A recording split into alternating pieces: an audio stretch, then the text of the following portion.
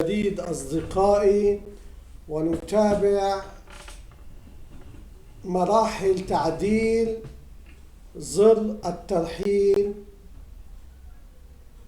وهي إخفاء نموذج فاتورة البيع بعد تنفيذ مراحل ظل الترحيل.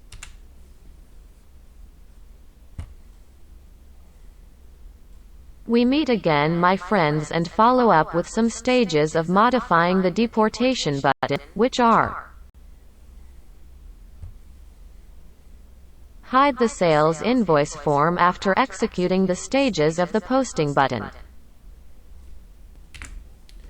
في الحالة المنطقية عندما يتم ترحيل فاتورة البيع يجب أن نعود إلى الواجهة الرئيسية التي فيها ظل زبون جديد ومادة جديدة وفاتورة بيع، لكي نتمكن من إصدار فاتورة جديدة لها تسلسل جديد وتوقيت زمني جديد.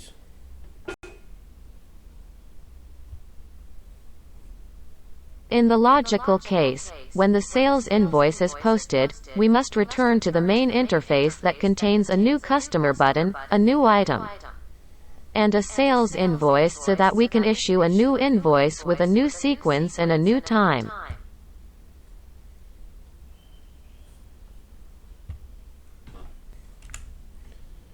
هذا هو السطر البرمجي الذي يجب أن نكتبه في آخر سطر من برمجة زر الترحيل.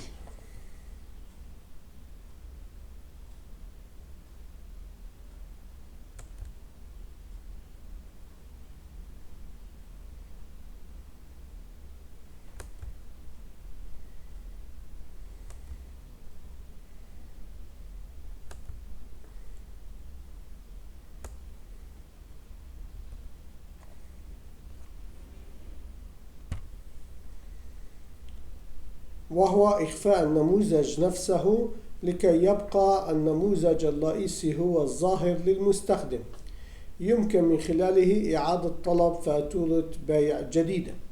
شكرا لمتابعتكم، نلتقي غدا إن شاء الله في استعراض سريع لمراحل البرمجة الموجودة في ظل الترحيل، لكي نتفهم أهمية ظل الترحيل والمراحل التي تم ترتيبها وتعديلها في الدروس الماضية.